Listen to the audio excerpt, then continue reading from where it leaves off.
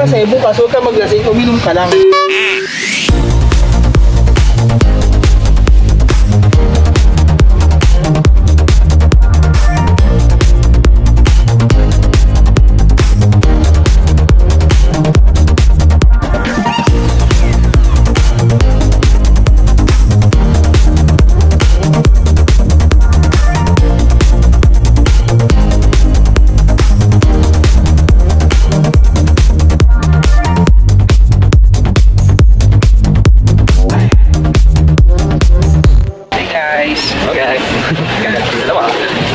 So, dito tayo sa Dimol, Dimol Boracay.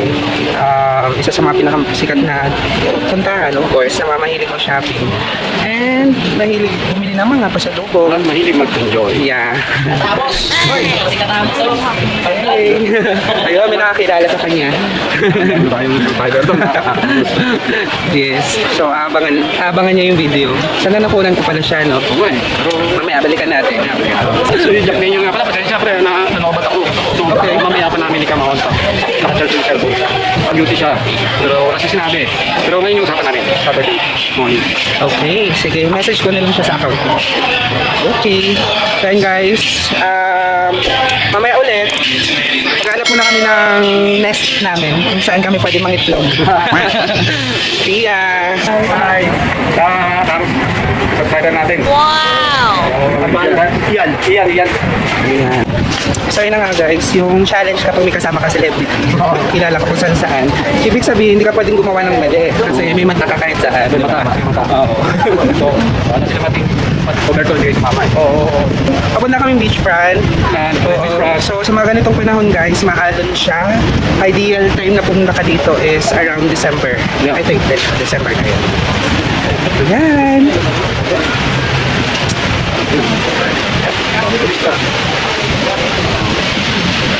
O siya. Saan tayo? Ay, sabi ni Kuya.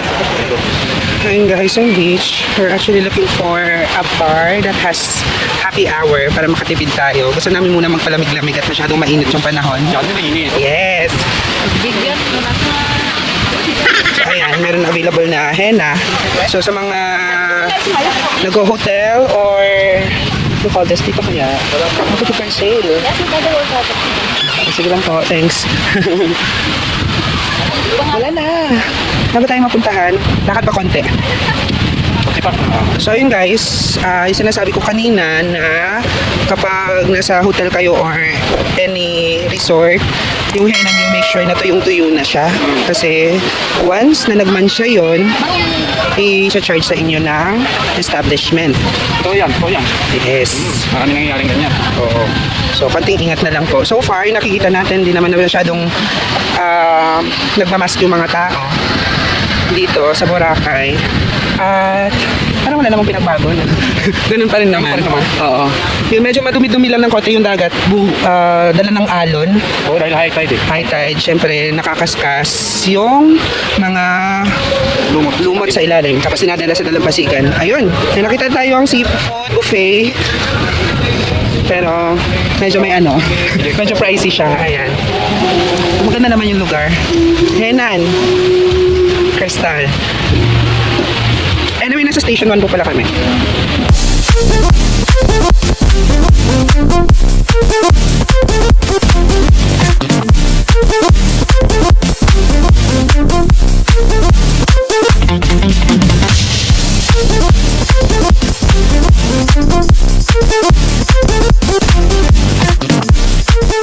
May mga katapos dito tayo sa isang food court. So, move na tayo ng pagkain.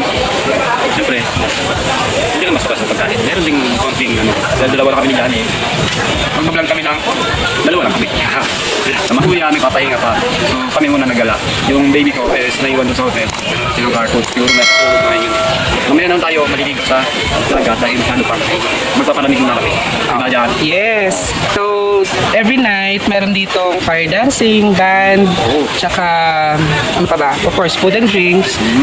Actually, bawal talaga mag-yosi, non-smoking, location yung Boracay. Tsaka huwag lang doon sa beachfront. Bawal na bawal. Yan. Mamumulta tayo doon. Yep. Dito lang muna tayo. Magpapalamig konti. True. O siya guys, see you later.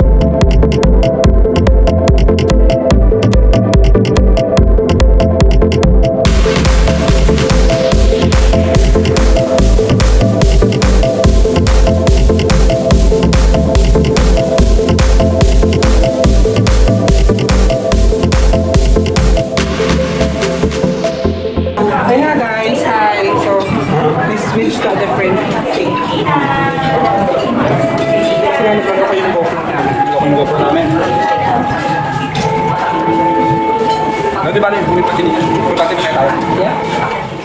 Kaya gusto lang talaga namin makita sa inyo. Kung ano yung makukuha nyo sa 299 pesos. Oh, so yeah. Kami lang yung scallops. Scallops. Tsaka yung scallops nila, malasa pa rin. Ako yung tao na appreciate things kapag ito sila at least hindi po sila lasang butter, lasang hindi sila lasang margarine, hindi sila lasang tomato paste, tomato sauce. Gusto ko nila sa akin yung original taste. Pero, yung talaga ng pag kumakain ka ng talaba, garlic nito yan sa akin. Especially butter na kasi yung oyster na yung fake oyster nawawala na yung lasa na ba't akong talaba. Nalansahan mo doon is purely cheese, butter, garlic. Yung talagang hinahanap ko pala. Ayun, saan kumain ka na ng naman? Tawag. Or cheese.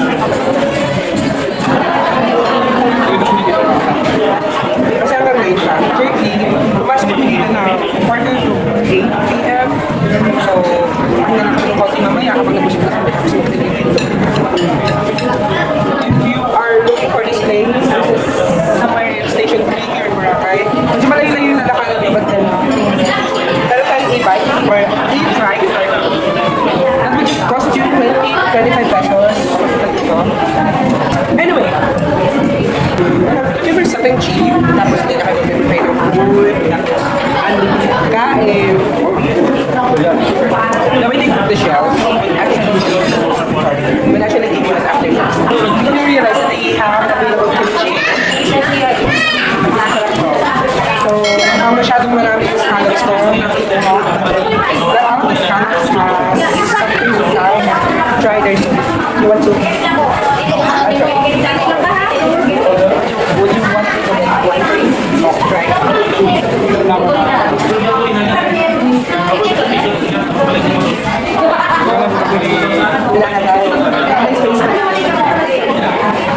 Bulsa na lang.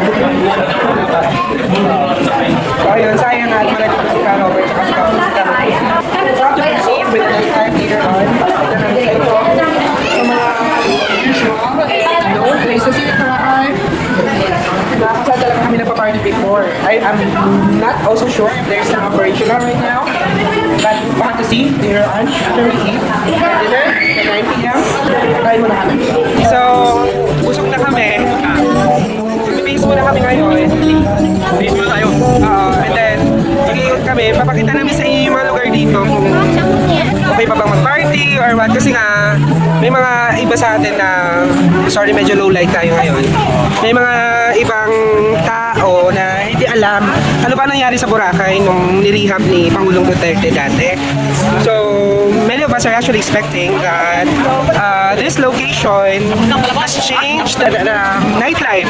Diba, akala nila na bawal ng bawal ng kung ano-ano during the night. They just wanted to make this a serene environment. Yung tipong wala lang, relax na relax. So far, the activities are still there. Amidst the pandemic, ang dami pa rin po talaga tao. And we're not actually wearing mask right now. So I don't know kung talagang required dito yung mask or not. Somehow, wala pa namang sumisita. And then, it will be better for us to just breathe the fresh air galing sa dagat. Sabi nga nila, best things in life are free. Like fresh air, fresh water, and everything. Ayun, mabalik muna tayo dun sa hotel. Siyempre, medyo kailangan natin maligo. Napuro tayo yung pawis kanina. Ligo muna tayo din, mabalik tayo. Kaya baby ko, papahinga na siya dun kasi nandok ako siya. While watching cartoons. Okay? Dito muna tayo doon. Dito tayo ng highway. Konting lakad lang. Konting lakad lang. Oo. Actually, yung konting-konti na to mga siguro, lalakad na namin mula Ortigas hanggang Makati.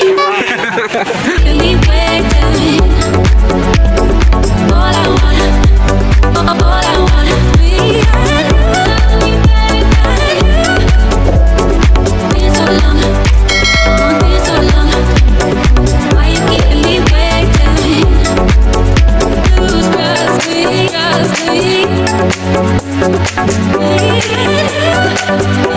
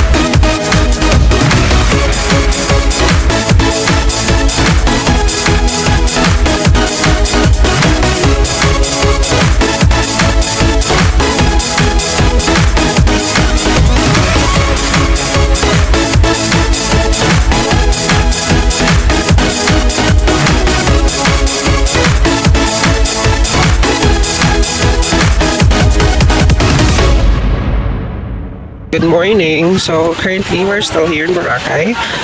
Wala tayong video sa front. I'm just trying to video the view. And this is what is happening currently. So ayan, may mga lasing na po. This is Boracay. This is Boracay, guys. Sorry. So there are still people around, drunk and not drunk and tipsy, maybe. Saan ka ba naman kanina? Dito yata. Are you sure? Nakapumasok tayo sa hotel ng Liata na. Lemon dyan. So basically, this is a hotel. Wala na pa tayo ng konti. Konti na lang. So, ayun, it's currently, ayun, papakita ko sa inyo yung relo. It's 2 o'clock in the morning. Yeah. Yep. And we're still alive. We're still alive. Of course, we are. And we will be for a long, long time. Dinosaurs po kami. Ayan. So, looks peaceful.